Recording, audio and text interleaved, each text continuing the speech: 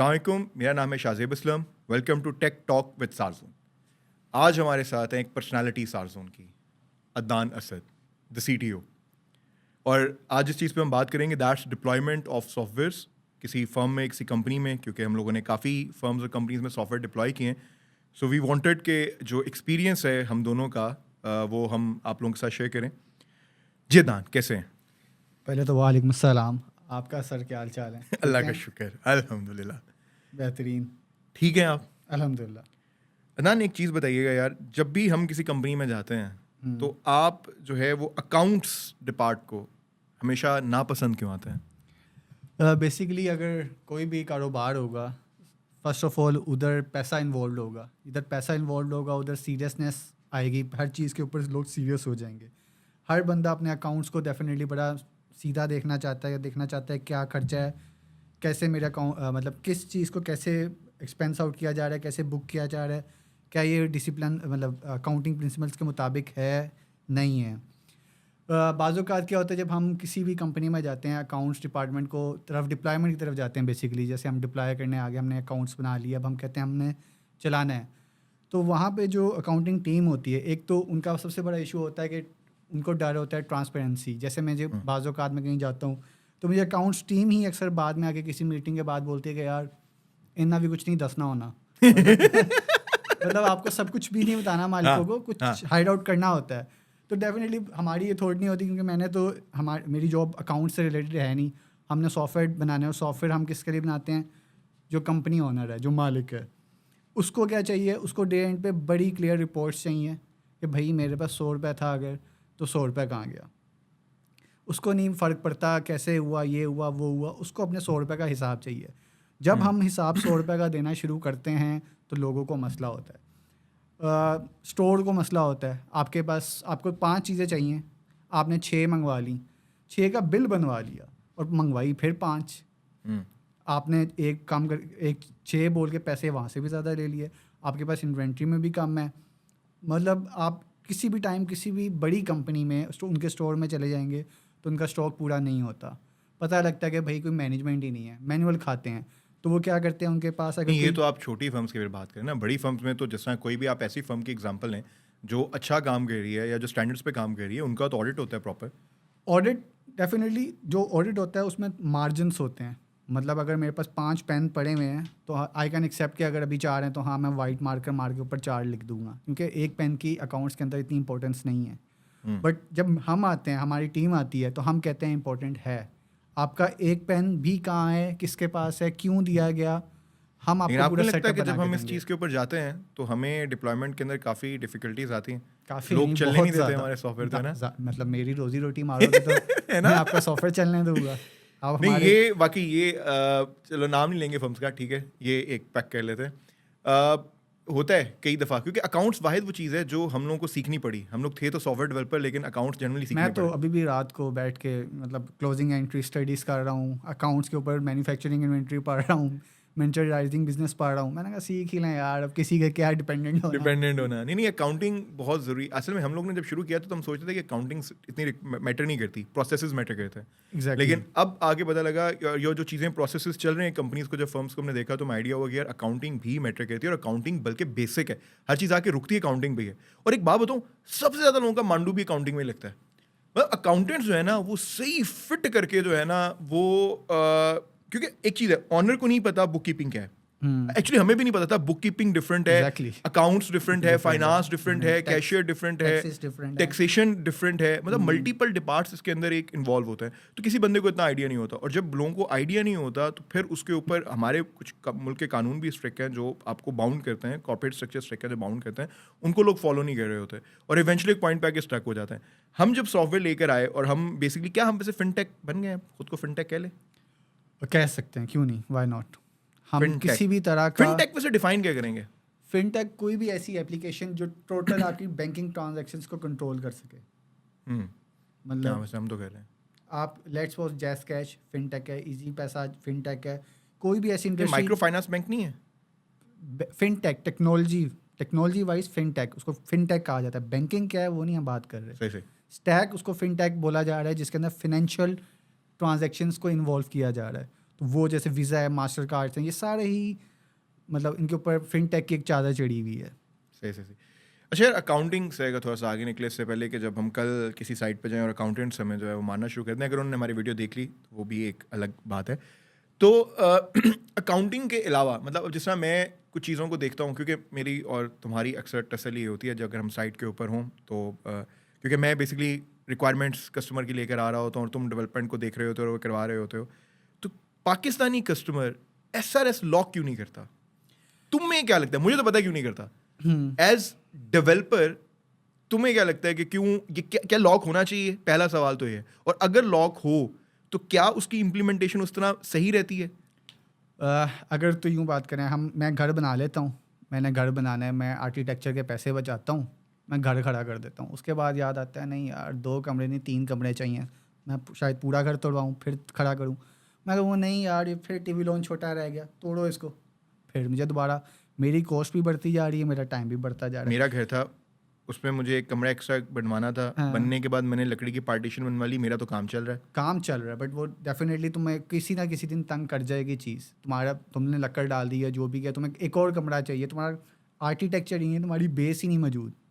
बाहर की कंपनीज क्या करती हैं, वो प्लान पे काम करती हैं, वो इन्वेस्ट करती हैं।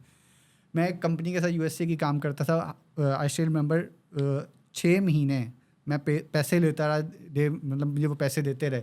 मतलब मैंने कीबोर्ड पे एक वर्ड भी नहीं लिखा, भी नहीं टाइप किया, but they were still paying me. क्यों? वो प्लान कर रहे थे।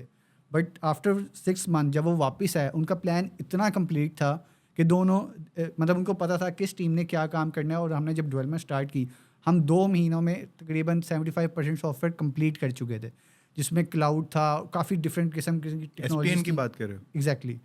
सो प्लान मैटर करता है। SPN तो ग्रोइंग 150 में आ गई है ना? एग्जैक्टली USA में डेफिनेटली प्लान मैटर करता है और ये समझना पड़ेगा। अभी मैं पैसे तो बचा रहा हूँ। ये पैसे बचाने की बात नहीं, अब एक चीज़ बताऊँ मुझे। पैसे देखो, बचाने की नहीं, बात नहीं, है। अब देखो, अब एक सिंपल बात करते हैं।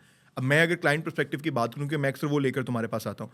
अब नॉर्मली क्या होता है, कोई भी क्लाइंट है, ठीक है, आप एक बड़ी फर्म के एग्जांपल ले लो, आप जो हमारे ट्रांसपोर्ट के क्लाइंट्स हैं उनके एक एग्जांपल ले लो। अब यार रन टाइम की अब एक चीज़ है, अब उनके लिए भी टेक नया है। अब जो ऑनर्स हैं उनके लिए भी टेक नया है ना। पाकिस्तान में टेक अभी आ रहा है, अभी प्रॉपर्ली आया नहीं है। अभी तो जाके लोगों ने यार सोचा है कि यार हाँ ठीक है, अब हमें सॉफ्टवेयर चाहिए। वरना नॉर्मली तो क्या होता था, मियाँ साहब या हाजी साहब या चौधरी साहब बैठे हुए हैं और वो घबराते हैं, वो कहते हैं यार कागजी खाते ठीक है, और यार उनके हिसाब भी बड़े फिट हैं। वो जनरल चौधरी साहब, मियाँ साहब और हाजी साहब जो कागजी खातों में घपले पकड़ लेंगे, प्रोसेसेस देख लेंगे। लेकिन तुम्हारे और मेरी तरह के जो लोग हैं ना, वी कांट डू दैट। हमें सॉफ्टवेयर चाहिए, हमें प्रोसेस चाहिए, हमें सिस्टम चाहिए, ठीक है। हमें मोबाइल के ऊपर सब कुछ देखना है, हमें लैपटॉप के ऊपर सब कुछ देखना है। अगर हमें ये देखना है ना, तो हम भी सीख रहे हैं ना। तो क्या आपको लगता है कि पाकिस्तानी सॉफ्टवेयर हाउसेस को हमारे बशमूल हमारे थोड़ा सा सॉफ्ट होना चाहिए, सॉफ्ट कॉर्नर रखना चाहिए कि यार चेंजेस आएंगे? अगर हमारी बात करें, हम तो बहुत ही सॉफ्ट हो चुके हैं। हम तो अल्हम्दुलिल्लाह कहते हैं कि आप दोबारा बनवा लो, दोबारा बनवा लो, दोबारा बनवा लो। हमारी तो कवर भी बननी है ना उधर। इससे यस एग्जैक्टली, हमारी तो साइड पे कवर होती है, हम कहते हैं हमने यहाँ से जाना ही नहीं है, जाना ही नहीं है, हम जड़ों में चिमड़ बैठना गए है, हैं। जड़ों में हाँ। बैठना है। तो इसका नुकसान शायद उनको ना आ रहा हो, एज अ सॉफ्टवेयर कंपनी हमें ज़रूर पड़ रहा है। क्यों? हमारी बहुत ज़्यादा टाइम कंज्यूम हो जाता है उन प्रोजेक्ट्स पे, जबकि हम उस टाइम को काफ़ी और प्रोजेक्ट्स पे यूटिलाइज कर सकते हैं। एज अ डेवलपर या एज जो मेरी टीम है, मैं जब सोचता हूँ कि हम एक ही चीज़ को जब घुमाई जा रहे हैं, वो फिर बोरिंग हो जाता है। मतलब यार क्या कल बोला था यूँ कर दो, आज बोल रहे हैं यूँ कर दो। मतलब दे कांट चूज़। यार पैसे तो दे रहे हैं ना वो तुम्हें, पैसे दे रहे हैं, बट हम और प्रोफाइल बना सकते हैं। Is it true? ये तो तुम सॉफ्टवेयर हाउस के तौर पे बात कर रहे हो। Exactly. Don't think like a CTO ना अभी। Okay. अभी थिंक लाइक के अब एक कंपनी का ऑनर है, उसने तो तुम्हारी सर्विसेज ली हुई है ना, वो तुम्हें पैसे दे रहा है। वो चीज़ तोड़वाए बनवाए। फिर तो ये खेल है, खेल ही जो है जब ना? तक खेलना है खेलो, हमें भी मज़ा आ रहा है, आपको भी मज़ा आएगा। लेकिन आपको डेटा स्ट्रक्चर, जो आपने डेटा सेव कर लिया, अब आप जब उस पर चेंज कर रहे हो, वो बहुत रिस्की होता जा रहा है और ये आप नहीं समझोगे बात। आप नहीं, मुझे इसमें तो बोलोगे, फिर इसमें तो ये ना, जब तुम मैं फिर आया स्टार्ट में, आपने मुझे बोला 2 दिन में ये बना दो, शायद मैंने डिलीवर कर दिया 1 दिन में। अब आप मुझे वो बोलोगे 2 दिन वाली चीज़ मैं 15 दिन लूँगा, क्योंकि रिस्क फैक्टर बहुत ज़्यादा है। उसको भी समझना पड़ेगा फिर हर कंपनी को कि यार जब हम मतलब ऑन स्पॉट कुछ भी बोल सकते हैं, तो फिर अब रिस्क इन्वॉल्व हो गया है, क्योंकि हम मिलियंस ऑफ रिकॉर्ड की बात करते हैं, मिलियंस ऑफ अकाउंटिंग रिकॉर्ड की, प्रोक्योरमेंट रिकॉर्ड की, स्टोर रिकॉर्ड की। हम जब स्ट्रक्चर चेंज करेंगे तो डेटा बदल जाएगा, हम नहीं बदल सकते। अब हमें हमारी बेस सेम रखनी पड़ती है, उसके लिए अब टाइम चाहिए। अब वो डेफिनेटली क्लाइंट नहीं समझता फिर इन चीज़ों को, या तो फिर आप चार्जिंग अपनी बदलो, कुछ तो हो कि क्लाइंट को एहसास हो ये हो क्या रहा है, हम किस स्टेज ऑफ डेवलपमेंट में अब खड़े हैं।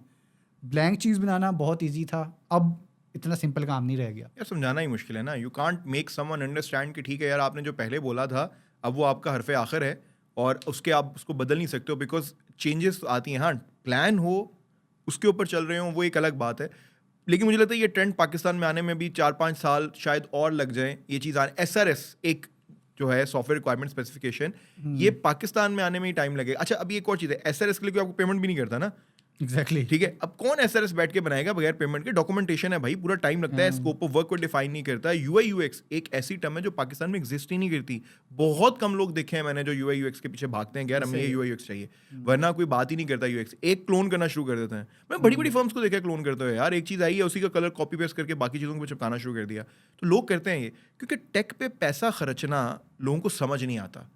देखो लाइबिलिटी बन गई ना एक, फायदा क्या हो रहा है उससे? At the end of the day अगर तो आई फील कि अगर आपका पैसा अगर कोई 2 नंबरी थी 1000 रुपये की, अब वो 2 नंबरी रह गई है 100 रुपये की, तो आप प्रॉफिट में आ चुके हो। तो तुमने 2000 रुपये डेवलपर को भी तो दे दिया ना। एक बार मतलब वन टाइम कॉस्ट, आपने बिल्डिंग बनाई रेंट से बचने के लिए, वन टाइम कॉस्ट, आपने सोलर लगवाया बिजली से बचने के लिए, वन टाइम कॉस्ट आपको करना पड़ेगा। और आपको अगर ग्रो करना है, ग्रो आप कभी नहीं करोगे अगर आप इन छोटी छोटी चीज़ों से आप बाहर नहीं आ पा रहे।